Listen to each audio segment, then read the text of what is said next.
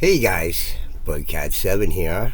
Hello and welcome to the Stonewall Research 2 channel. I'm your host, Budcat7, also known as Dave. And please do hit the like button. And please do subscribe if you're not a subscriber. I do cover some very interesting topics on this channel. You don't want to miss out on any of that info, so please do subscribe. Well, in the course of my research just recently, I came across this article in the Washington Post about this bone doctor fellow named Ales Hrdlicka. And if you don't know who Ales Hrdlicka was, he was the first curator of physical anthropology of the U.S. National Museum. Here's this picture. I'd like to show it to you because just take a look at this guy, okay? I mean, just looking at his face and the look in his eyes, you can see this guy is a malignant narcissist. It's just clear as day to me. I mean, I minored in psychology in college, so, and I aced my psychology courses there, so I feel like I'm qualified to comment on this, and there's good reason for this. It's not because of the Washington Post article here about this bone doctor guy who scavenged thousands of body parts, which he did. He's a poor native and indigenous people had to tolerate this bully who more or less was raiding the graves of recently buried indigenous people there up in the Aleutians and other islands up there along the Aleutian chain there, trying to prove his theory, which he's the first guy, he's the guy to come up with the theory that the native peoples here crossed the Bering land bridge some, 11,000 or 12,000 years ago, whatever it was. But he didn't believe that. He only believed that it was only 3,000 or 4,000 years. It couldn't have been at any time during the Ice Age or anything like that. He don't believe that the earliest that they could have got here was 3,000 or 4,000 years ago, and prior to that, nobody was here, which, is also ridiculous as well. But this guy basically BS'd his way into his positions here, and if you learn a little bit about him, then the whole cockamamie story about his education and what kind of college he attended and everything, it's like a joke. And somehow this guy BS'd his way in to this field of anthropology. He's one of the founders of it, really, because it was in its nascency at that point in the early 20th century there, and the first decade of the 20th century, there hadn't been a formal discipline until then. So he was one of the sort of founders of it in Europe and in the United States here, where he officiated as a pretty noteworthy person. So in any case, let's just take a little look at it. And why it's of interest to me is because I did a video about Ales Hrdlicka and on my other channel, my Stonewall Research channel, and I was reviewing C.W. Ceram's book, The First American. Now, C.W. Ceram, whose name is really Kurt W. Marek, which is Ceram backwards, but I never see anybody say anything about that. I'm the only one, as far as I know, and I caught that. But I'm sure plenty of people know about it. It's just not mentioned. But in any case, Ceram had nothing but contempt for this guy, and he wrote this book, The First American, because he had sort of suggested that a lot of the archaeological evidence for human habitation here in the Americas prior to when they say, even the later because eventually they had archaeological finds that were older than 3,000 and 4,000 years ago. And Hrdlicka just did not want to agree to, or when all of his own members of his own discipline in his field, that among many universities, were making these finds and were conferring the age of these finds. So his notion about it was certainly put to rest, prior to his death there in the 1940s, when they found some of these older sites than 3,000 and 4,000 years ago. Well, let me just read to you a little bit before we cover this about Ales Hrdlicka and the articles in the Washington Post. Of course, it's heavily politicized, and we'll just take a look at a couple of the articles. I'm not going to read all the articles because it's not really my purpose here, but the main interest to me is because Hrdlicka reigned while many of these large skeletal remains were unearthed here in the United States, and it seems like most of those finds have disappeared somehow, because Hrdlicka denied any sort of other humanoids or these large people here, because they had to be of sort of Asian and Siberian origin for him. But you can cross as many Siberians and Asian people as you want. Of course, they have that over there in Siberia and whatnot, and they're just not Native American, somewhat similar looking or whatever, but not what Native Americans are. We'll cover that a little bit in this video too, but let me just read to you about Hrdlicka's cockamamie origins here. Hrdlicka was born at Humboldt House 393 on 30 March 1869 and baptized Catholic, so he's a Catholic. The next day at the Costal Spot Home, or whatever it is, I have no idea. I guess that's a church there. His mother, Carolina, educated her child herself. His skills and knowledge made it possible to skip the primary level of school. So, not to disparage homeschooling at all, and not to say that Hrdlicka didn't accomplish, superior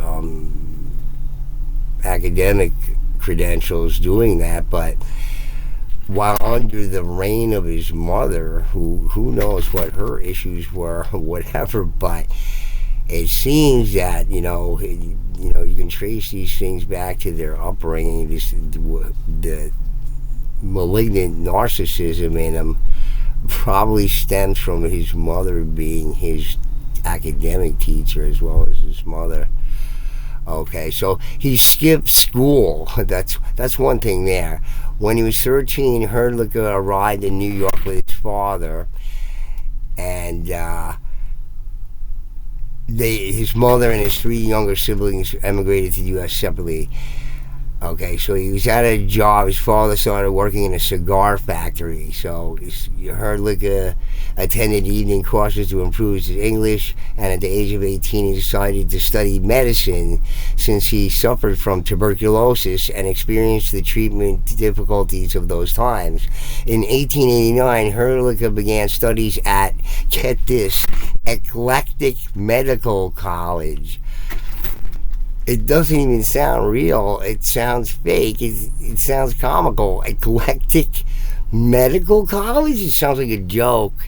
And then he continued at Homeopathic College in New York, which is highlighted in blue here, so you can read about it. It still exists, or it did exist, as we know, but founded in 1860. So it's the Touro University system. It's still around, Homeopathic College. So anyway,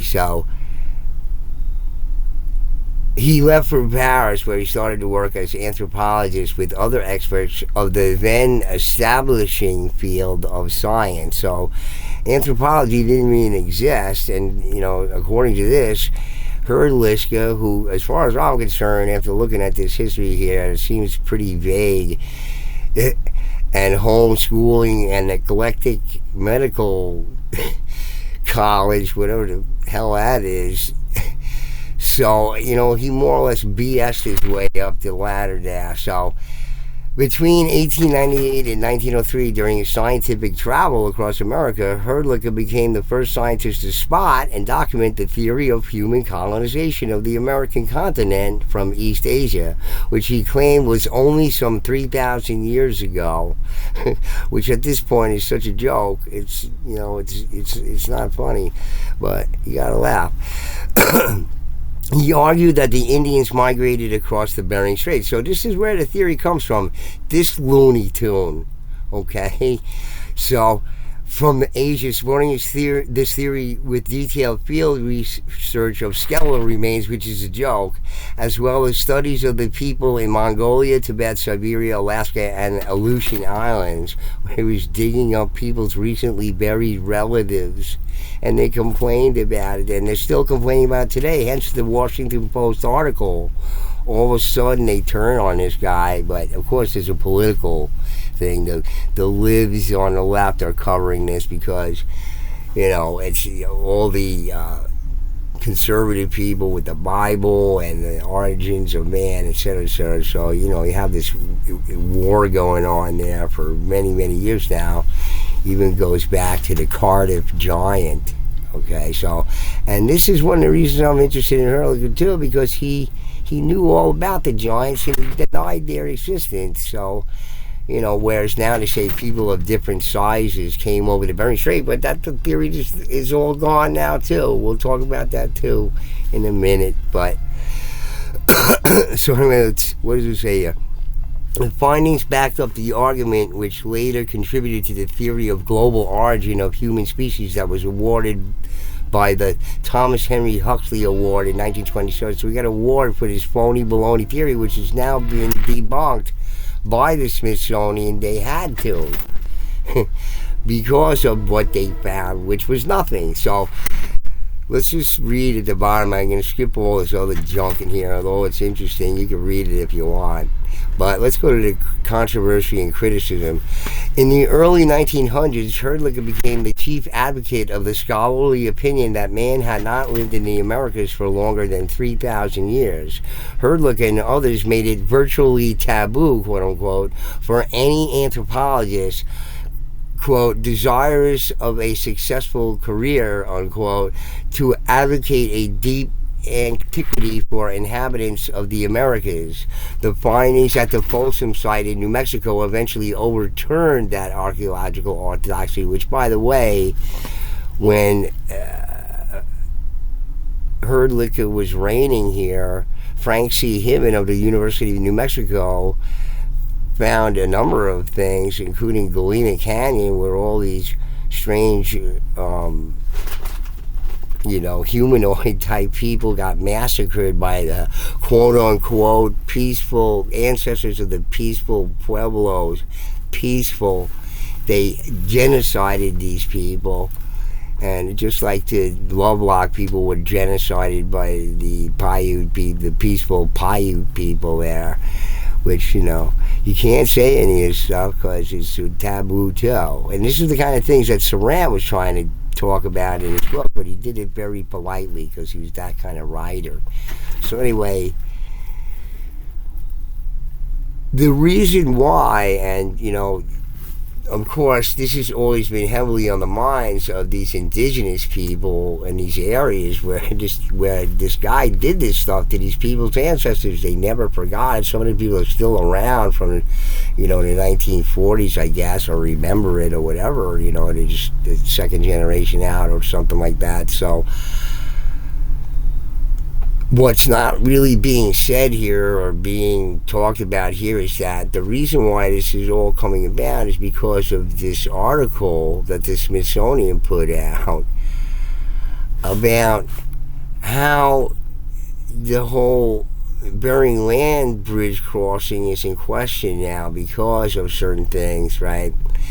And now the theory is that they came by boat to the coastal area. See, that got them down here quicker too, because they have to figure that out too, how they colonized all of the Americas so quickly, okay? So it very well could have been by boat.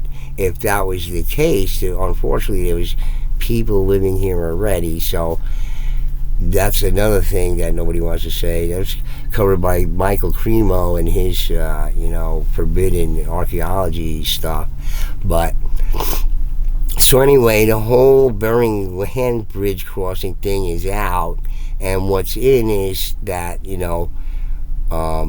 they came by boat. So if anybody, cavemen could come by boat to the Americas, so could anybody at any time who had a boat.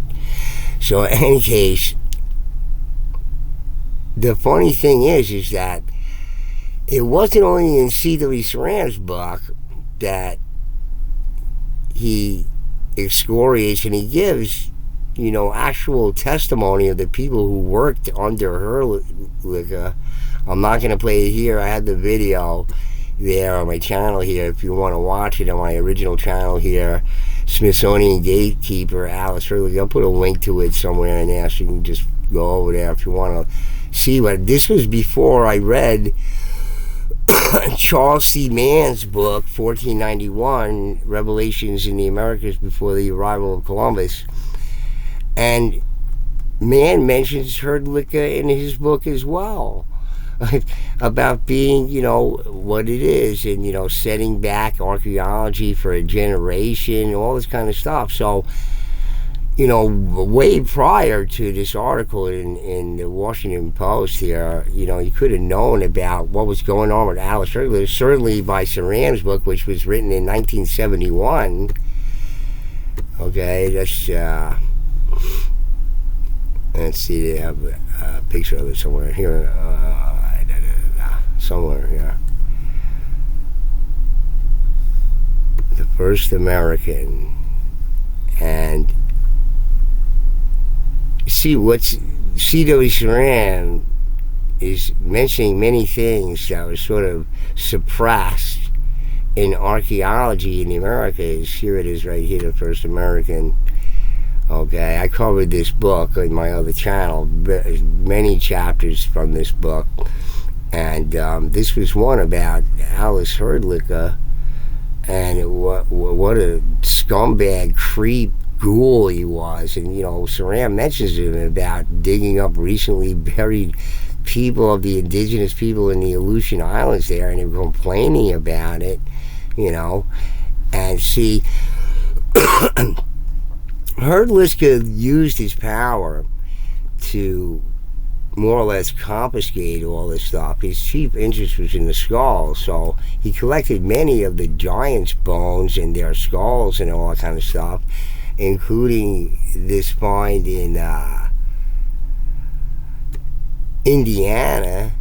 Okay, and Chris Leslie also mentions Ales Hrdlicka in his website here, Great Ancestors, too, about what a punk he was, so in any case, here's one of these giants dug up here with copper armor, very elaborate copper armor. You can see by the helmet here, he's got a breastplate over here. 8 of these skeletons were dug up here, and they're obviously not Native American, whereas there's no doubt in my mind that the native peoples are, these are some of their ancestors, since most human beings are just hybrids of all sorts of humanoids from the past.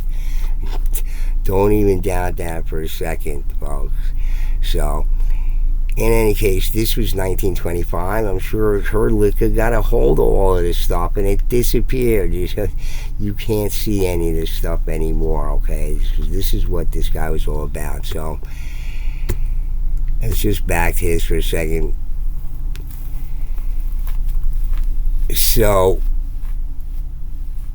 it says here, more recently, Hrdlicka methods have come under scrutiny and criticism with regard to his treatment of Native American remains. An AP Newswire article, Mexican Indian remains returned from New York Museum for burial, from November 17, 2009. And this all came about, by the way, by an official apology by the Smithsonian. This is why this all came about. The official apology and, the apology for Hrdlicka, okay? And what a creep he was and what a ghoul he was. So in any case, so it recounted this article, it recounted the study of Mexico's tribal races, including the beheading of still decomposing victims of a massacre of Yaqui Indians and removing the flesh from the skulls as part of these studies. He also threw out the corpse of an infant that was found in a cradle board, but forwarded this artifact along with the skulls and other remains to New York's American Museum of Natural History. While these practices are not inconsistent with other ethnographers and human origin researchers of that era, the moral and ethical ramifications of these research practices continues to be debated today. His work has also been linked to the development of American eugenics laws. In 1926, he was an advisory member of the American Eugenics Society, which was busy sterilizing people who had, qualified, as having mental problems, being retarded or low IQ. They were busy, had a whole program of sterilization going on here in America. He was an advisor for that. Okay? The Nazis admired it so much that they, too, started doing that during the Nazi Germany era, right? In the mid-20th century there. They admired our eugenics program so much that they started their own.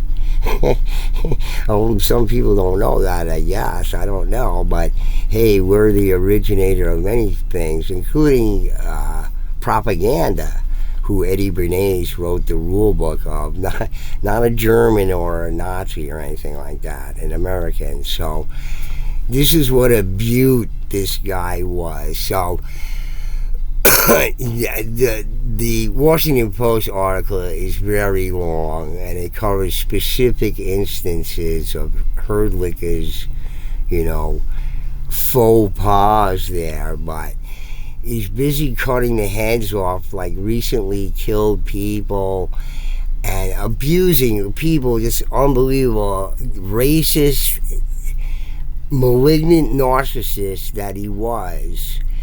Okay, this is who was running the Smithsonian Anthropology department, okay? So, could it be whatever he might have said about the quote-unquote giants been in question here now? I mean, so,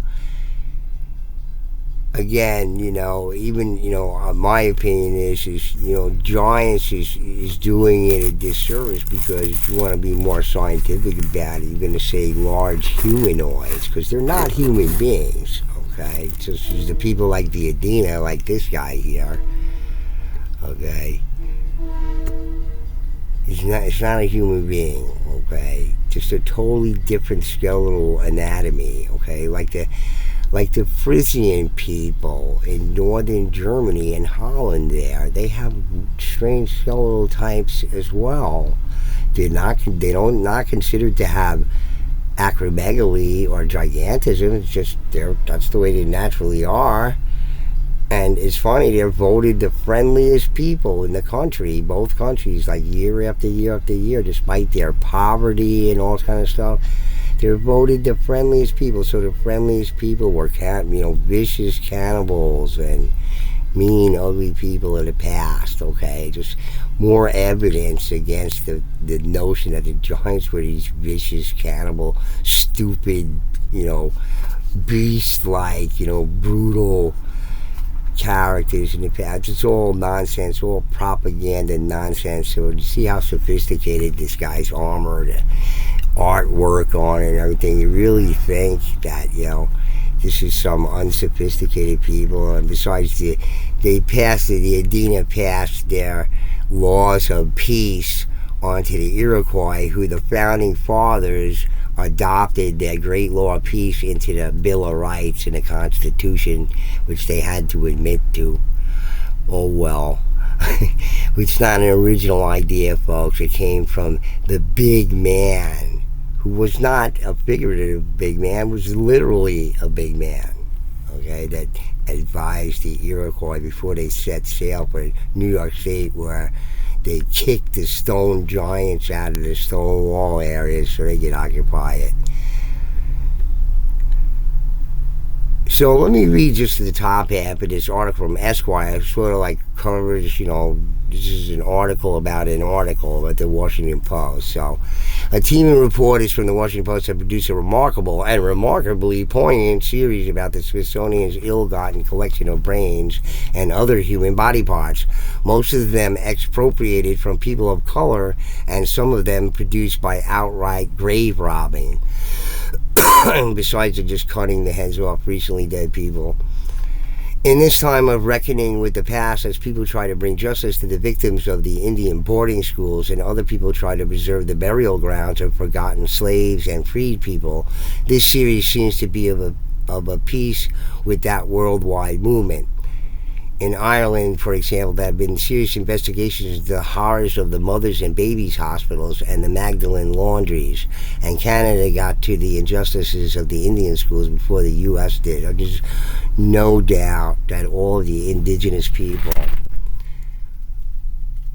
have been treated quite disgustingly by the occupiers of their land. So, but it's interesting they mention Ireland here, where these other things happen and whatnot. And Ireland is another place where you find stone walls, and I think it's probably part of the whole civilization that was here in the northern hemisphere of giant-sized people at one time before the supposed ice age happened. But we'll talk about that in another video sometime.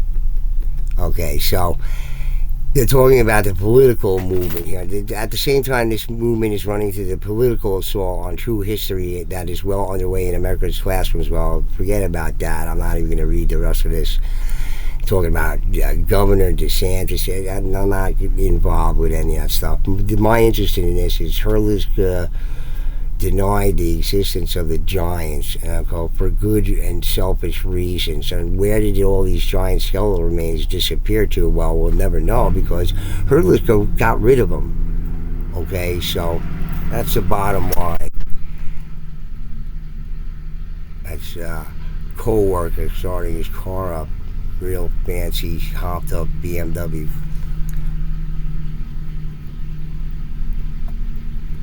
So anyway, and this was not just grave robbing for the purpose of collecting skulls. There was a very American purpose behind a lot of it too. White supremacy turned a lot of shovels down through the years. The man in charge of the grotesquely named racial brain collection was Ales Hrdlicka, a prominent 30-ish anthropologist. Hrdlicka was a stone racist, a eugenics enthusiast, as were so many quote-unquote educated people at the turn of the last century. Naturally, his enthusiasm was reckoned to make him an authority on racial differences. It was a distinction he was happy to embrace. Okay, so that's all I'm doing on that, because I'm not covering the political ramifications of Hrdlicka and education and everything. Education isn't right anyway, so you can forget about that. We all know about the Prussian school of education that was brought here to the Americas, where you're going to make everybody into obedient workers and test takers, so you just forget about that. What H.L. Mencken said, if you wanted to improve your education, what you should do is burn all the universities down and hang all the professors, okay? So take it from H.L. Mencken, okay? All you professors and universities out there, and people like C.W. Saram, which wrote his book, The First American, to show how archaeology was being suppressed. And he came under tremendous criticism because in 1971, everybody adored Ales Hrdlicka, okay? And up until recently, until this Washington Post article came out. So now that because of the apology, the official apology from the Smithsonian. So this guy was a creep, he was a ghoul, he was a jerk, okay? And whatever he said, and he BS'd his way into the whole field of anthropology with the school, the eclectic medical school, whatever he was on. Would they Bozo go to that school too? Okay, and his homeschool education with his authoritarian mother who made him into a malignant narcissist, okay, which is clear as day when you hear the testimonies of the people who worked with and the anecdotes that C.W. Saram tells in his book about Hrdlicka. You would have known in 1971. You didn't have to wait for this Washington Post or the apology from the Smithsonian and the Washington Post article or anything. Saram was telling everybody about it in 1971, because since he worked for the Nazis in the Ministry of Propaganda before he was sent to the Russian front, I guess he didn't like the Nazis too much, see? That was the problem. So they kicked him out of there and put him on the front lines. He was captured by the Americans. I think he was wounded and captured by the Americans. He came to live in America because he hated the Nazis. They turned on him. They threw him on the front because he was a smart guy and he could only take so much, poor guy. But he managed to get out of there, I guess. So he wrote this book, The First American, and not only excoriate, American anthropology and archaeology, and the people who were the actual academics who were involved with it, who were making these incredible finds, like Frank C. Hibbon, the University of New Mexico. You never hear a word about it because he suppressed it. And up until now, they had every reason to, okay? And the reason why all this came about is because of this article from the Smithsonian about how that whole Bering land bridge, because I think Charles C. Mann mentioned it in his book, that they could never find the people or animals, or maybe it was Saram, I'm not sure now, but they could never find the people or animals crossing at the times that they thought. So, and between the Aleutian Islands and down into the Americas, you never find this transitional period of these people or whatnot. It all showed indigenous people and all kind of stuff. Okay, so just to finish this whole video up, so everything said about that Hrdlicka said about the giants is probably completely false, completely untrue. He took all the skeletons, he buried them, destroyed them, threw them in the garbage, had them dumped at sea or whatever it was that he did, because he didn't believe in that whole narrative there, because the skeletal remains of the giant peoples found did not resemble the native people. Some had elongated skulls and everything else, and you have the Mandan people with blonde hair and everything in North America. So in any case, he did everything to suppress all that stuff during the times that Saram was talking about. A lot of these finds were made. And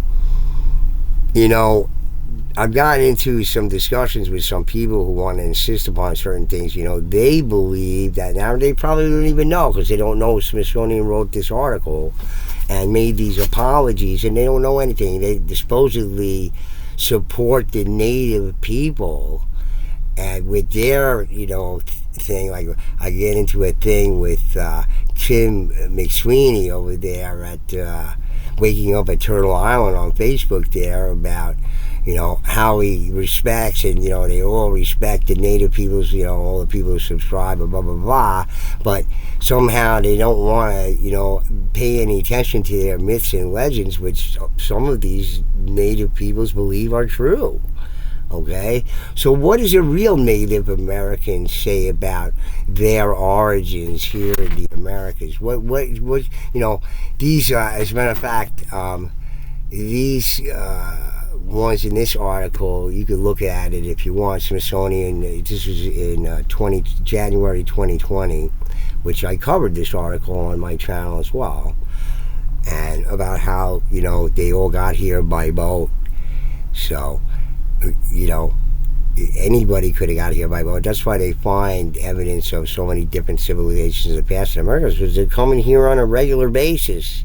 Okay, not to colonize here, because there was millions of people here, millions. Okay, The Spanish historian said that the conquistadors killed something between 14 and 19 million people. That was just in Central America in the 1500s.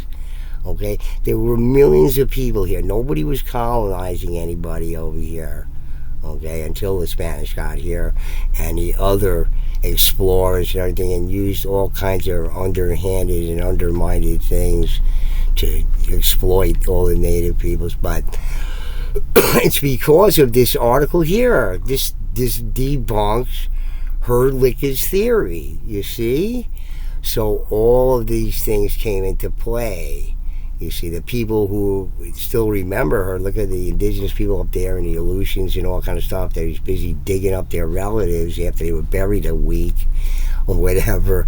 They remembered. So, you know, hey, this guy's theory is no longer any good. All that time wasted trying to find and prove the theory of it. But they still haven't abandoned it 100%. So just let me read to you what an actual native person. This is Gail Highpine. Okay, she's an actual native person here in North America, here in the United States. Okay, and this is for a magazine that she either edits or writes for, Ayahuasca magazine. The Origins of Ayahuasca. Is a very super intelligent lady. Read several articles of hers. Super intelligent. So let me read to you, and I'll end the video with this, but let me read to you what Gail Highpine, a real Native American lady, thinks about it. Okay, so this is what. Okay, so I think she titles this section here. No, let's see. Okay. Right here. So what does the linguistic diversity of Native America tell us about the ultimate origins of Native American peoples? Just listen to what she has to say. What a real Native American. I threw this in Tim McSweeney's face as well. Why don't you take a look at what this lady has to say, okay? First, it should not be surprising that given that so many Native American languages have not even the remotest traceable relationship even to each other, not the remotest relationship has ever been demonstrated between any Native American language and any language of Asia or the so-called quote-unquote old world. This in spite of enormous efforts by many individuals over the years to use languages to prove their pet theories about Native Americans' origins as ancient Hebrews, Welsh, Tibetans, Atlanteans, or Pleiadians. Excuse me. There may indeed be genetic evidence linking Native American populations to Asia, but the reason why we are quote-unquote native is because our cultures, our languages, our nations and tribes are entirely of American, equal of the Americas, origin. When the people say that they emerged from the ground of their native lands, they are telling the truth. When they say that they emerged from a particular sacred cave or canyon, they are telling the truth. The spirits that create them channel the power to them that makes them live as a people from these sacred places. Note that I said that create, not that created. Creation is a continuous process, not an event that took place somewhere removed in linear time.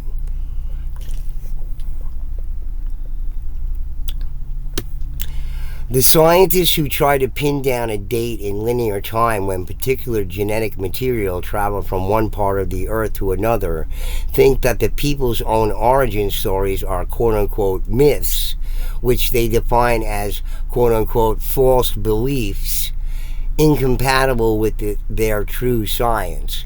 They don't understand that there are different dimensions of reality besides the realm of linear time, and the realm of spiritual beings or quote-unquote myths, and the realm of linear time and its hard quote-unquote facts do not compete. They are distinct realms within their own distinct realities, and the realm of the spirit realities is simply much more important and significant to traditional natives than the realm of linear time. Native peoples would be little interested in arguing with scientists were it not for the fact that the Bering Strait theory and other migration theories are used to deny the indigenousness of native peoples. Quote, you are immigrants too, just earlier ones, unquote. The cultures and languages and ethnicities originated here in the Americas.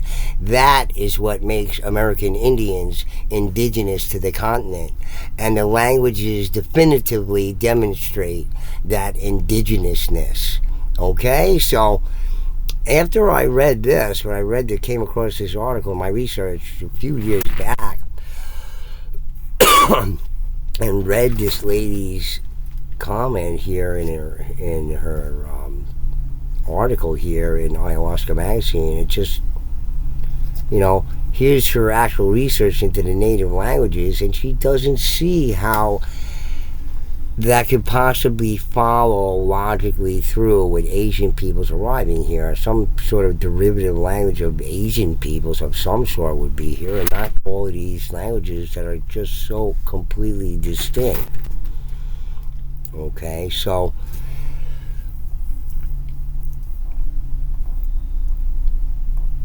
think about it. So in any case, many of these humanoids that were here already probably are all encompassed into the native peoples, as they are all around the world, as the Brighton Winter Caves demonstrates clearly.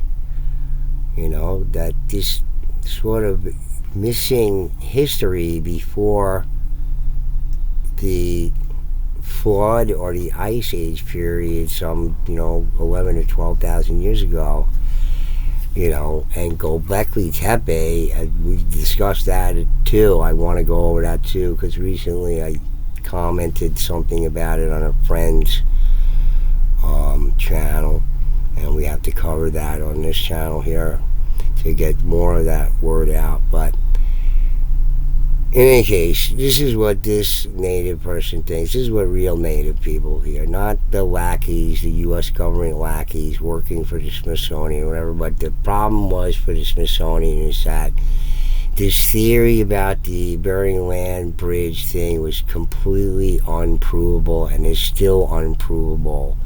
They had to come up with some other sort of theory. So instead of crossing on foot, they came by boat. It still doesn't explain the animals. See, they couldn't find the animals either crossing at the times, the people or the animals. So they couldn't find these things. So they're coming up with other cockamamie theories or whatever instead of admitting, because the finds in the Americas, especially South America, keep on getting older and older. Now it's up to 32,000 years ago and climbing.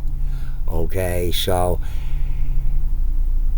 if you want to go with Michael Cremo's Forbidden Archaeology, where human artifacts are found some 300,000 years ago, strata. So there's no such thing as a new world, folks. I go over this on my channel too. I've done videos about how the new world, the bias monikers, because the North American continent especially was destroyed by something completely. So the layers are all jumbled up and messed up and everything else, and the way they read it is all wrong, and the physics behind the ice age is all wrong. That's all the geologists have it all wrong, according to William Corliss and Emmanuel Velikovsky. So in any case, guys, I wanted to cover this because I covered Ales Hrdlicka as a Smithsonian gatekeeper,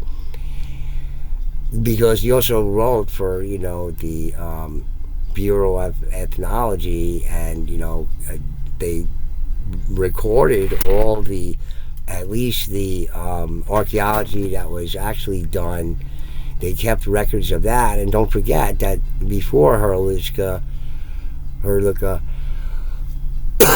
okay, the Smithsonian was busy buying up all the skeletal remains, so they were paying for it. But when Hrdlicka got in there, because of his authority and getting into the machine age or modern age or whatever. He just went on his authority to confiscate everything. He didn't pay a dime. He didn't have to pay a dime for any of these skeletons, like the one that you see here in Indiana that's gone, most likely, and never to be seen ever again, with the copper armor, the fancy copper armor there. Our whole notion of the past is completely screwed up, and without acknowledging the era of the giants, like Jason Jarrell and Sarah Farmer write about in their book about the ages of the giants, okay?